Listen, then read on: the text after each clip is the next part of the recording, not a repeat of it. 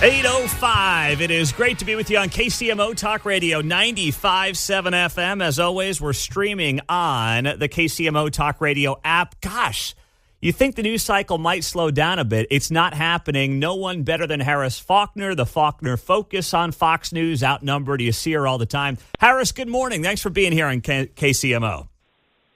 Good morning. It is great to be with you. And, I was thinking about you this week after the Chiefs win and the Buffalo Bills lost.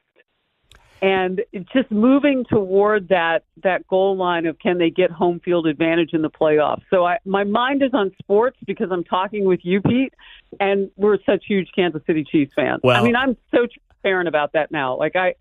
Viewers come up to me if they see me at airports or whatever, and they say, is that like telling people your faith? And I'm like, no, that's not like that. So people know both about me.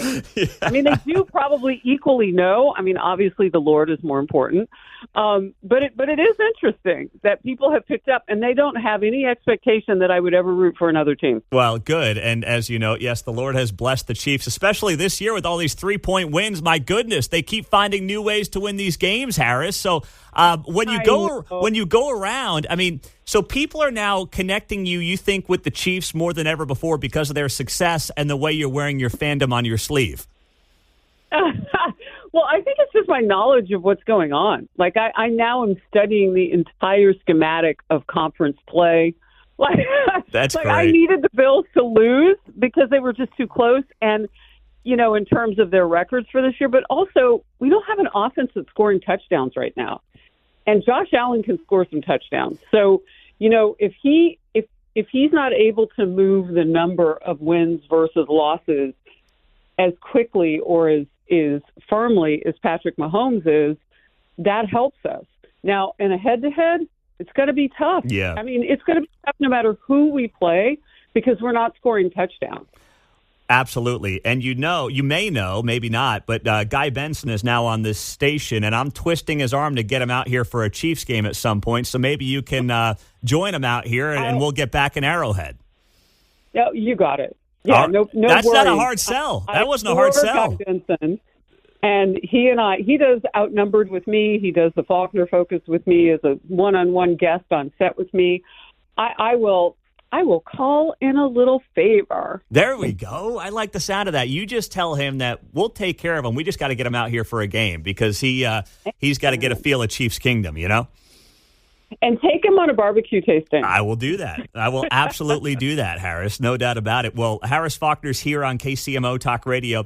Harris, what's you're right there in Midtown Manhattan, obviously, Fox News headquarters. The morning after this Daniel Penny acquittal, I saw there were a couple of maybe minor protests last night. Is there evidence of anything more than just some people running around the streets last night, or was that kind of it? This is a purple city. I know people think that it is so one-way liberal, all of it. But unfortunately, the last vestige of, if you will, soft-on-crime policies that have been pushed and put into play by District Attorney Alvin Bragg, who was all over that case. That was a case that every judge I talked with said should not have been brought, except for the one in the case, because I couldn't talk to him. He was adjudicating it. But, I look at that and I think there were more people who are speaking out directly after the verdict and today as you're kind of walking the streets of New York, as I did part of the way to get to work today. I live in Jersey, so I get dropped off and I kind of walk this way up 6th Ave. And there are more people talking about the fact that this was important because there's still so much crime underground in this city. And you can put as many cameras as you want down there, but if you stand on one of those platforms near the tracks, you have a pretty good chance of being pushed. We're still dealing with that. That's not acceptable.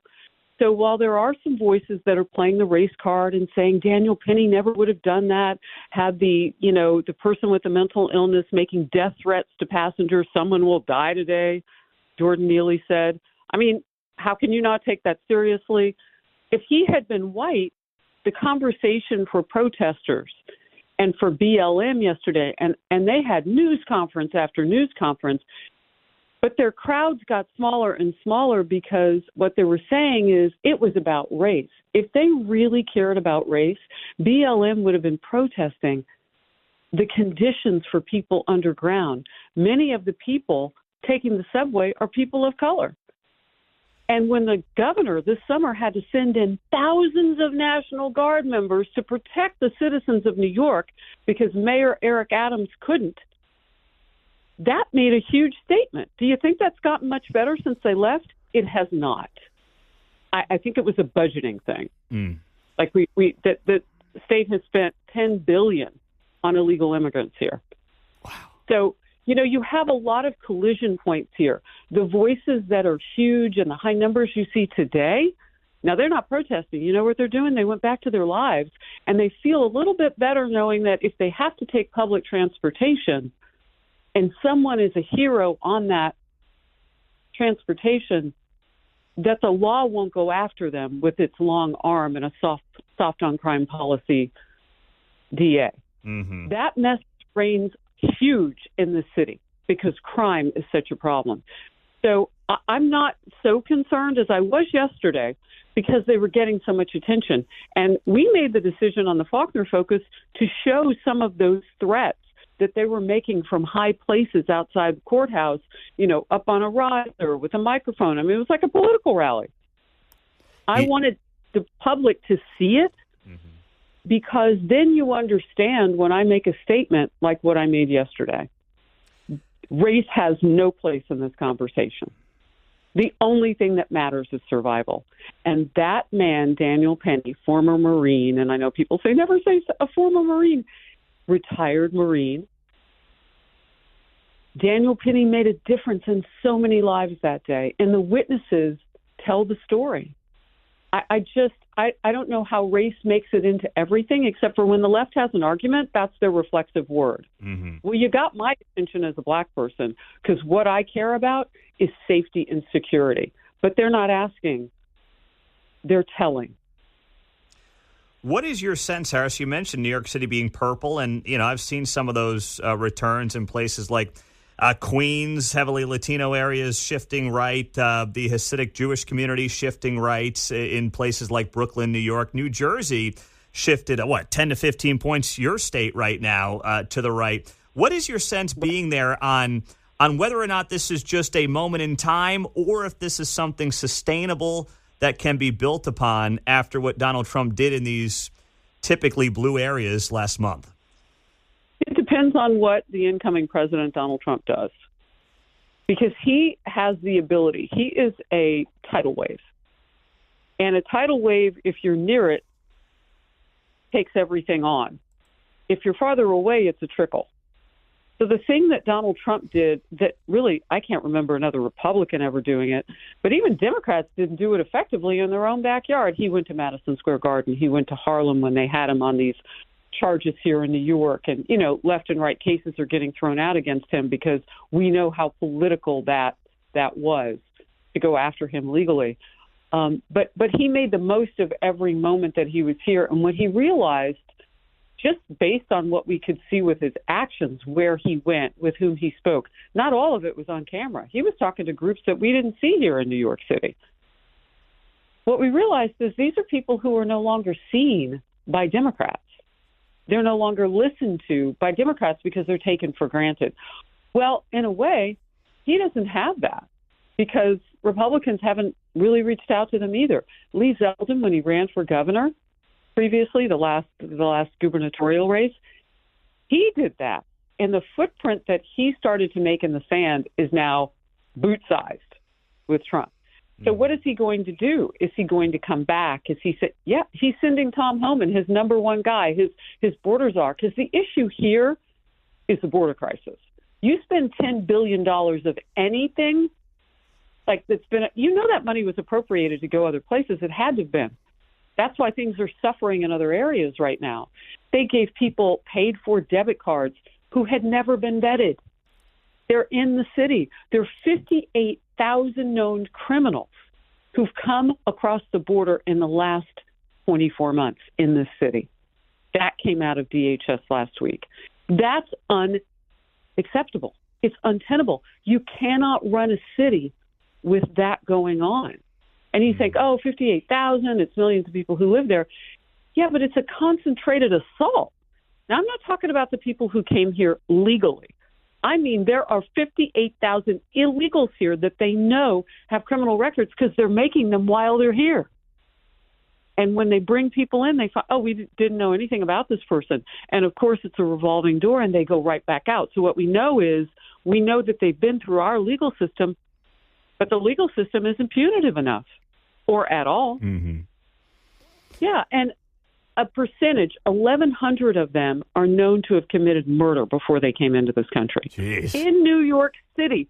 So when that CEO got killed, when he was assassinated a week ago, and we had on the same night the tree lighting, which brings 1 million spectators in from all across the country, from the suburbs of New Jersey. People just come.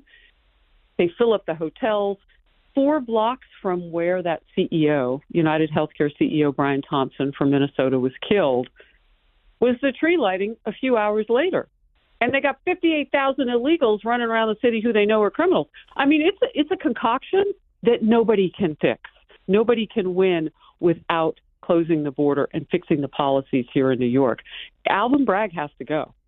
Like, if you had anybody on your payroll and he's on taxpayers' payroll here in New York, if you had anybody on your payroll that ran your business into the ground, the first thing you would do is fire them. And you'd probably go after them for some of the damage they caused.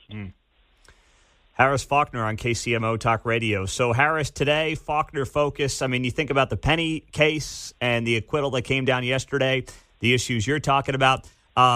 You've got the United Healthcare CEO killer allegedly arrested, of course, yesterday as well. Where are you going on the show today with all these stories popping off? Oh, we have some great reporting coming in from Brian Yennis and Alexis McAdams. They've been on the story since the beginning, C.B. Cotton. And I call out the names of the correspondents because when I was a reporter full-time, I just felt like those words need to be said because they're out there digging up stuff. I mean, this 26-year-old, they're going to have to prove that it was him. But now we know he has health care in his background. I want to get into this today on my show. His grandfather started a big resort outside of Baltimore. The family has a lot of money, blah, blah, blah. You'll hear that. Well, what did they do with their money? They also started something called Lorien Healthcare. And when he was 14 and 15 years old, Luigi Mangione, he was working for the family, as a summer job at these care centers that his family owned. He saw up close through eyes that had first row witness ability, if you will. He saw the bills, he saw the patients, he saw everything. It's the family business. And this man now hates the health system. What did he see? Yeah.